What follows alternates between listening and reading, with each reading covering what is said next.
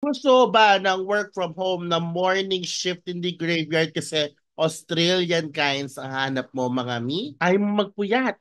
Gusto mo normal na tao ka, hindi ka zombie. Tapos permanent work from home siya mga mi. Nako, ito na nga to. Panoorin nyo, let's go!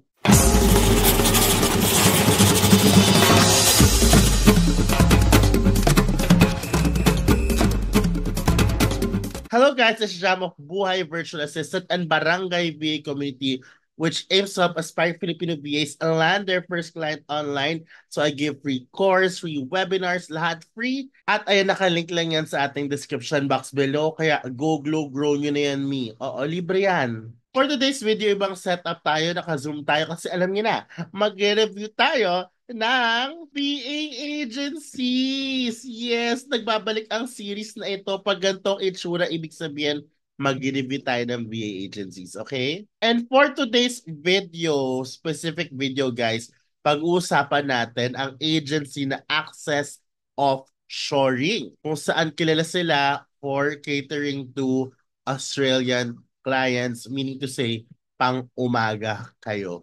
By the way, this is not sponsored, no? Hindi to partnership. Talagang nag-research lang talaga ako para sa inyo. Pero bago ang lahat, mag-subscribe at mag-like ka muna dito. Ano te, yung benefit ka, hindi ka nagsusubscribe. Paano mo naman yung benefit ko, te?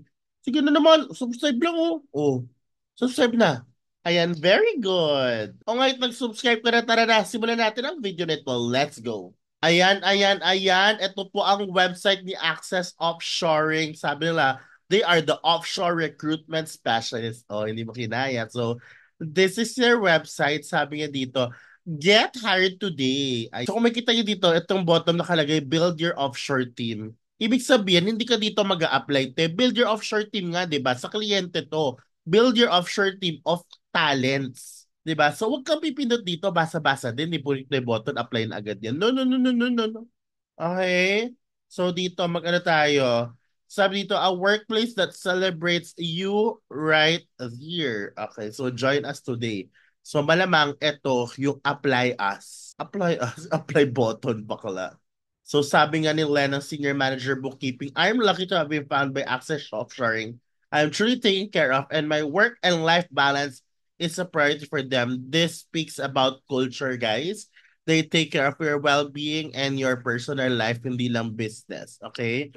So ano nga ba siya, no? Guys, first time ko lang to titingnan ha, hindi to scripted. Okay? Work from home siya. Work with Australian firms, so very very confirm me.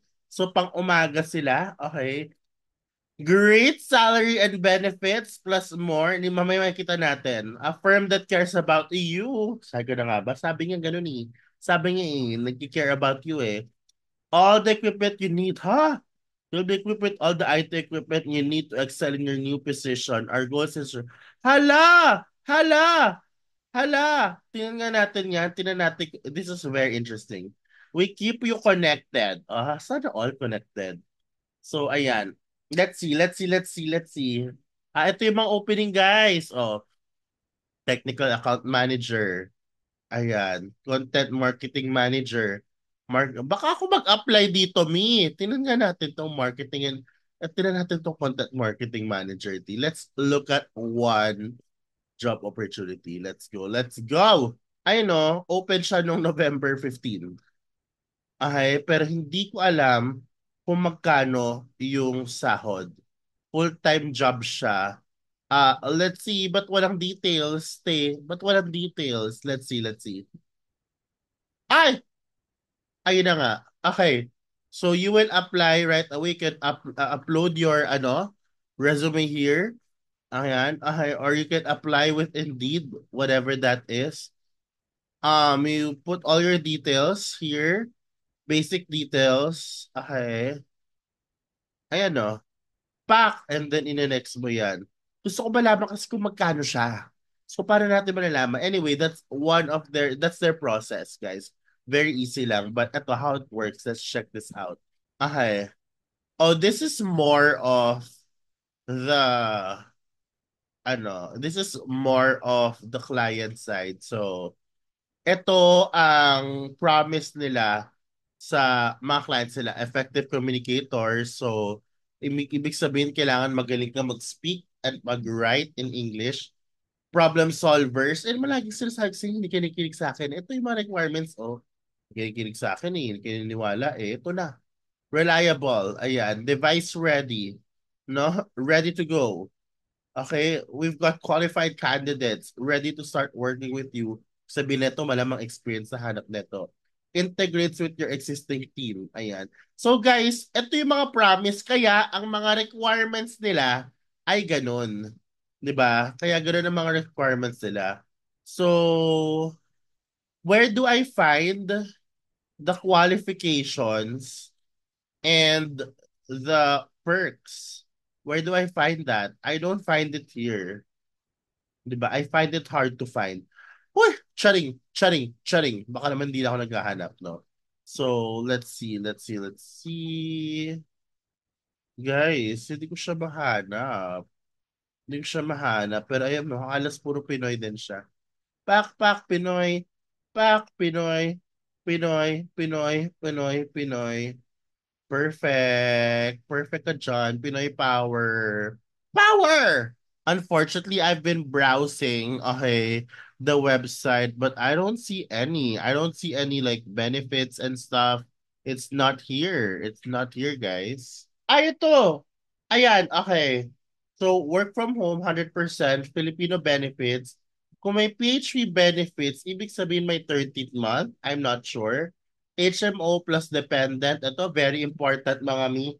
20 days annual leave. So, in a year, may 20 leaves ka na pwedeng gamitin.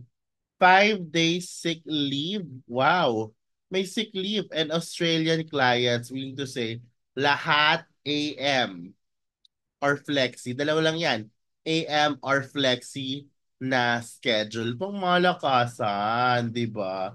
So looks like puro full-time ang meron sila dito sa job board. So again, you'll go to the application form. Let me go through this quickly.